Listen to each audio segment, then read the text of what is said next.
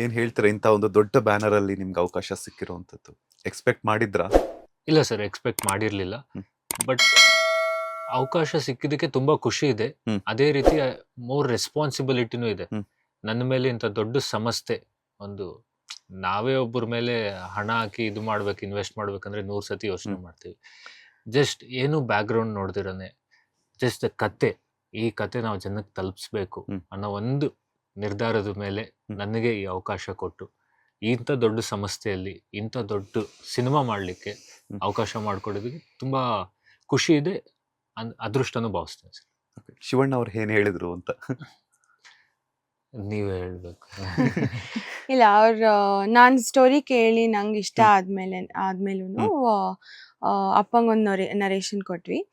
And ಇನ್ಸ್ಟೆಂಟಾಗಿ ಅವ್ರು ಒಪ್ಕೊಂಡ್ರು. ಅವ್ರೇನು ಜಾಸ್ತಿ ಯೋಚನೆ ಮಾಡಲಿಲ್ಲ. He like the script a lot. And Vamshi ನಾನೇ ಆ್ಯಕ್ಟ್ ಮಾಡ್ತೀನಿ ಸರ್ ಅಂತ ಹೇಳಿದಾಗ್ಲೂ he was okay with it. Because ಇದಕ್ಕೆ ಫ್ರೆಶ್ ಫೇಸ್ ಬೇಕಾಗಿತ್ತು ಆ್ಯಂಡ್ ಅವ್ರ ಏಜ್ ಗ್ರೂಪ್ನಲ್ಲೇ ಬೇಕಾಗಿತ್ತು. And he's a very good actor also. So I think ನಮ್ಗೆ ಅಷ್ಟೇನು ಯೋಚನೆ ಮಾಡಬೇಕಾಗಿರ್ಲಿಲ್ಲ. ಶಿವಣ್ಣ ಅವ್ರ ಜೊತೆ ಯಾವತ್ತು ಸಿನಿಮಾ ಮಾಡ್ತೀರಾ ನಿಮ್ಮ ಒಂದು ಬ್ಯಾನರ್ ಅಲ್ಲಿ ನೀವು ನಿರ್ಮಾಪಕಿಯಾಗಿ? ಸೊ ಒಂದು ಒಳ್ಳೆ ಕತೆ ಸಿಕ್ಕಿದ್ರೆ ಪಾರ್ವತಮ್ಮ ಹಾಗೇನೆ ಅಣ್ಣ ಅವರು ಅಂತಂದ್ರೆ ಒಂದು ದೊಡ್ಡ ಆಲದ ಮರ ತರ. ನಿರ್ಮಾಣಕ್ಕೂ ಸೈ, ನಟನೆಗಂತೂ ಹೇಳಲೇಬೇಕಾಗಿಲ್ಲ. ಸೊ ಮುಂದಿನ ದಿನಗಳಲ್ಲಿ ಪಾರ್ವತಮ್ಮ ಅವರ ಅಣ್ಣ ಅವರ ಒಂದು ಫ್ಯಾಮಿಲಿ ಕಡೆಯಿಂದ ಯಾವ ನಟರಿಗೆ ನೀವು ನಿರ್ಮಾಣವನ್ನ ಮಾಡೋದಕ್ಕೆ ಇಷ್ಟಪಡ್ತೀರಾ ಅಂತ? ಅಂದ್ರೆ ನಮ್ಮ ಫ್ಯಾಮಿಲಿಯಿಂದ ವಿನಯ್, ವಿನು ಜೊತೆ ಮಾಡ್ಬೇಕಂತ ನಂಗೆ ಇಷ್ಟ ಇದೆ ಅಷ್ಟೇ.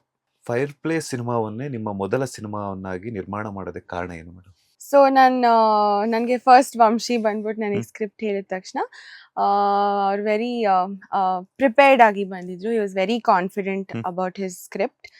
ಆ್ಯಂಡ್ ಅವರು ಸ್ಟೋರಿ ಟೆಲ್ಲಿಂಗ್ ಅಪ್ರೋಚ್ ಇರ್ಬೋದು, ಅವ್ರ ವಿಜುವಲ್ ರೆಫರೆನ್ಸಸ್, ಐಡಿಯಾಸ್ ಕೊಟ್ಟಿದ್ದೆಲ್ಲ ನಂಗೆ ತುಂಬ ಇಷ್ಟ ಆಯಿತು.